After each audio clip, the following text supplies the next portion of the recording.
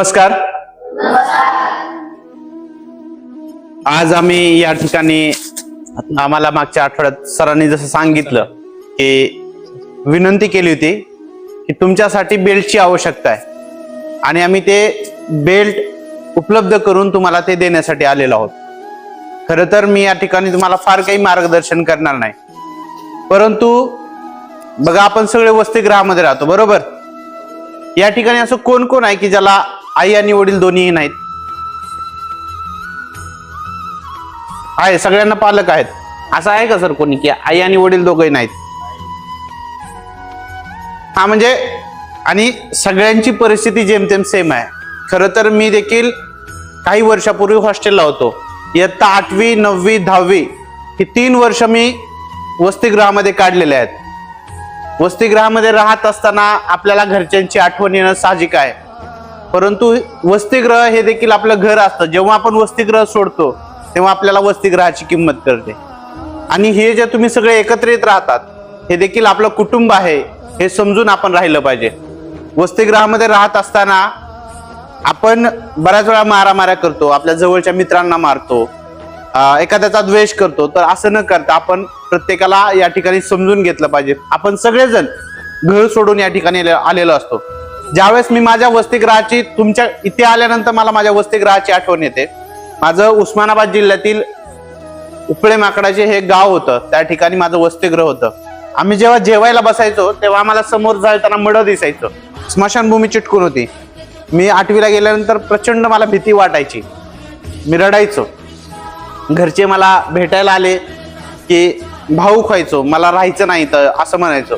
पण जसं जसं 8वी संपत आली, मित्र भेटत गेले, शिक्षकांनी माया लावली आणि आवडायला लागलं. पण माझ्या वसतिगृहाची तुलना आणि तुमच्या वसतिगृहाची तुलना जेव्हा मी करतो ना, त्यावेळेस मला इथं खूप चांगलं वाटतं. असं वाटतं हे वसतिगृह आमच्या वेळेस असतं ना, आम्ही अजून जास्त आवडीने राहिला असतो. कारण बघा आम्ही आल्यानंतर तुम्ही टीव्ही बघत होता. मला असं वाटतं की माझ्या वसतिगृहामध्ये मी 3 वर्षात 3-4 वेळा पण टीव्ही बघितला असेल की नाही, किंवा मला दाखवला असेल की नाही मला आता आठवत नाही. पण तेवढी सुविधा नव्हती आमच्याकडे. कधीतरी आम्हाला दाखवलं जायचं.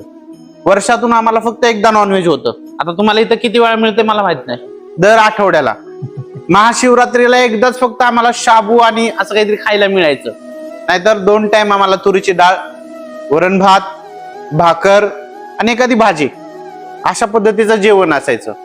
आणि त्या काळी हॉस्टेलला राहताना प्रचंड हे व्हायचं की कधी संपेल हे हॉस्टेल, कधी संपेल हॉस्टेल, आणि मी कधी माझ्या घरी जाईल आणि माझ्या घरचं जेवण करेल. परंतु आता ते जुने दिवस आठवले की असं वाटतं की ते दिवस खरे चांगले होते. आम्ही शेवटी आम्ही पण मारामाऱ्या केल्या, भांडणं केलं, पण ते जुने मित्र जेव्हा भेटतात तेव्हा आम्ही त्यांना आपुलकीने भेटलो, त्यांना माफी मागितली. पण मी पण तुम्हाला सगळ्यांना एवढंच रिक्वेस्ट करेल की प्रत्येकाला समजून घ्या, हे सगळे लहान आहेत. काही जे मोठे आहेत त्यांनी एकमेकांना टॉर्चर करायचं नाही, एकमेकांना मारायचं नाही. बघा उद्या तुम्हालाच एकमेकांची आठवण येणार आहे.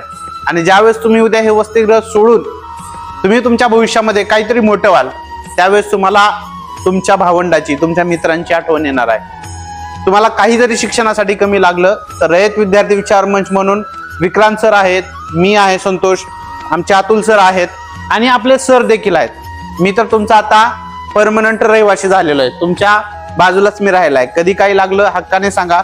जे आम्हाला शक्य होईल ते आम्ही तुम्हाला देण्याचा प्रयत्न करू. तुम्हाला ज्या काही गोष्टी लागतात त्या घ्या, परंतु शिका. तुम्हाला डॉक्टर बाबासाहेब आंबेडकर माहित आहेत? बाबासाहेब आंबेडकर लहान असताना वर्गाच्या बाहेर बसून त्यांनी शिक्षण घेतलं. पण बघा त्यांनी या देशाचं संविधान लिहिलं. म्हणजे एक वर्गाच्या बाहेर बसणारा विद्यार्थी या देशाचं संविधान लिहितो. त्यानुसार तर आपल्याला वर्गाच्या बाहेर बसावं लागत नाही. बाबासाहेब, शिवाजी महाराज यांच्यासारखा संघर्ष तर आपल्या आयुष्यामध्ये नाही ना. आपल्याला चांगलं जेवण मिळतं, चांगलं राहणीमान मिळतं, चांगले शिक्षक आहेत. तुम्हाला मारत पण नाहीत. आम्हाला उलट करून मारायचे वसतिगृहामध्ये. मारतात का सर तुमच्या इकडे? आम्हाला आठवतं अजून पण आमचे हात आहेत ना असे सुजायचे. आम्हाला पहाटे 4 वाजता उठवलं जायचं. 4 वाजून 10 मिनिटं जरी झाले तर शिक्षक तोंडानं उठवत नव्हते. लाथ आणि छडी ती कुठे बसेल हे शिक्षकाला पण माहित नसायचं. जनावर मारल्यासारखं आम्हाला मारलं जायचं. आणि खरं तर मी धन्यवाद देतो आमच्या शिक्षकांचे, त्यांनी मारलं म्हणूनच आम्ही घडलो. पण तुम्हाला मार नाही, तुम्हाला मार नाही याचा अर्थ तुम्ही बिघडायचं नाही. बघा ते तुम्हाला आई वडिलांसारखी माया लावतात. खरं तर आम्ही प्रचंड मार खाल्ला. शाळेत बी खायचो, हॉस्टेलला खायचो.